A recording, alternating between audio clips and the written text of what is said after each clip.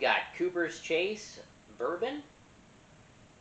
Debate, if you will, if it can really be called a bourbon if it's not made in Kentucky. It's a bourbon-style American whiskey, distilled here right in the Heartland, Nebraska. I'm a big fan of supporting Nebraska and buying local, so this gets me real excited. As you know, we've already done a Nebraska distillery. They're a little young, so they don't have any aged products. Cooper's Chase has been around for a while. They got one.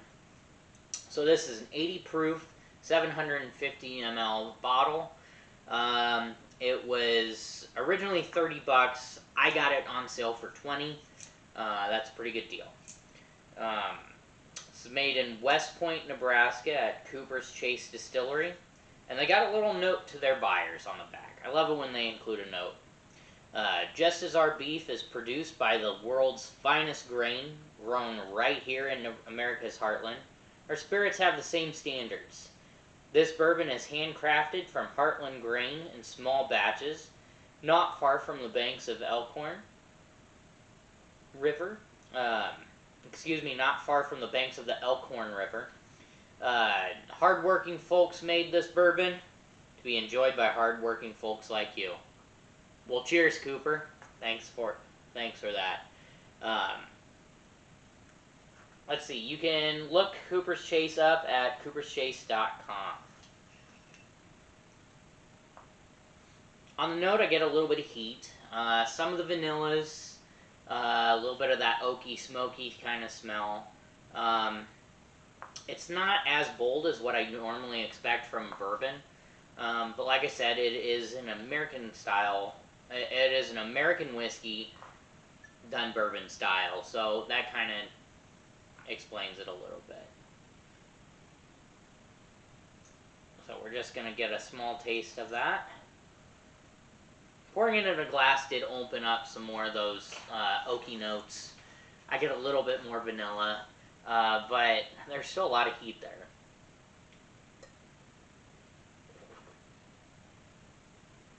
Oh yeah. It's hot on the front.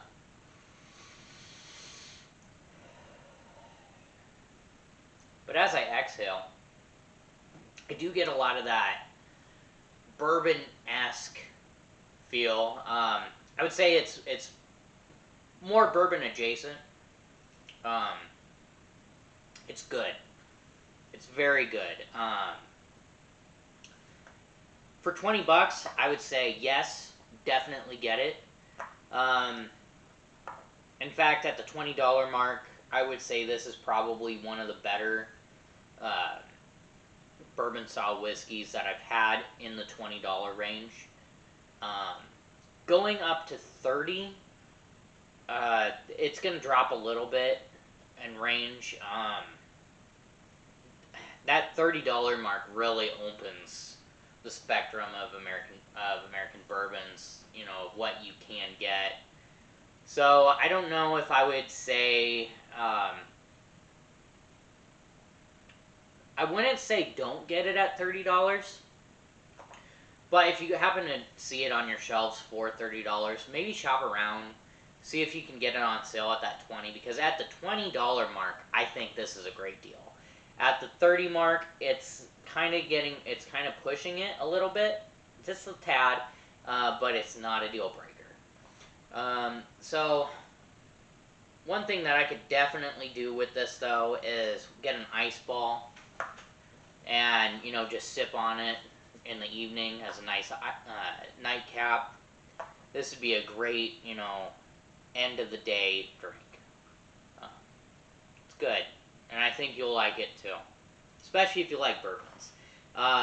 Like I said, it's a little bit lighter on the flavor than some bourbons that I can think of, but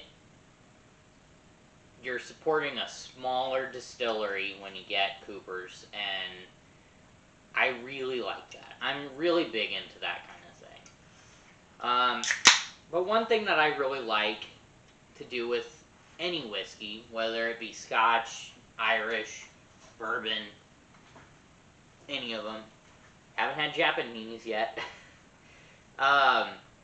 is I really like whiskey highballs, and I always really like ginger ale or ginger beer for them. I think the ginger really um, accentuates some of the characteristics of any whiskey. Uh,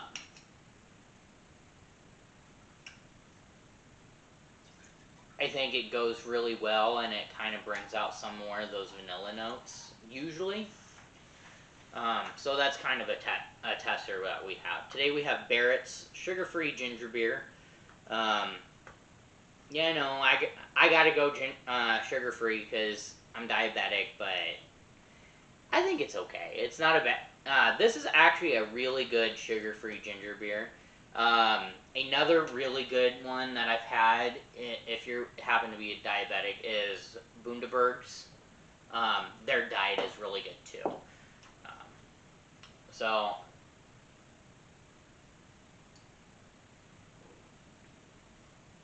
actually, I get more smoke um, in a good way.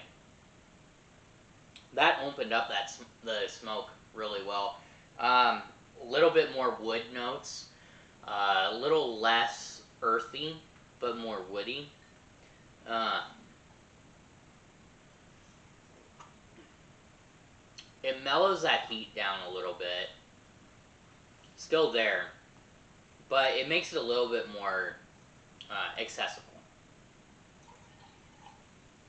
Get a little bit more of that.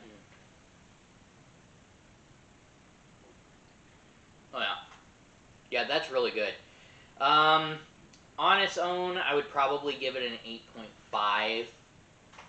Um, what's keeping it from being a 9 is that $30 mark. At $20, I think it would have been a solid 9, and I did get it at $20. So so I really enjoyed it. Like I said, it's probably on the top of the range of $20 whiskeys. But once you go up to up $10, you're really opening the spectrum of all of the whiskeys there are at the $30 range.